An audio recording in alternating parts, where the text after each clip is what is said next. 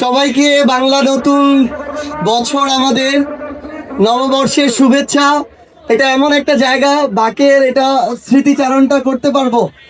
24 সালের 5 জুন যখন 18-র পরিপত্র বাতিল হয়, 6 তারিখে আমরা শহীদ মিনারে 3টার দিকে একটা প্রোগ্রাম করেছিলাম।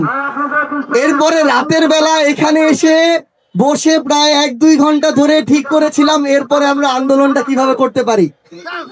তো এটা হচ্ছে সেই ঐতিহাসিক জায়গা।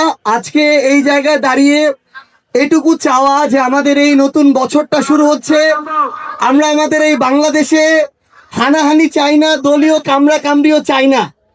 কিন্তু এটার জন্য কি করতে হবে? যেটা মানুষের প্রাপ্য, যেটা মানুষের আকাঙ্ক্ষা, সেটা পূরণ করতে হবে।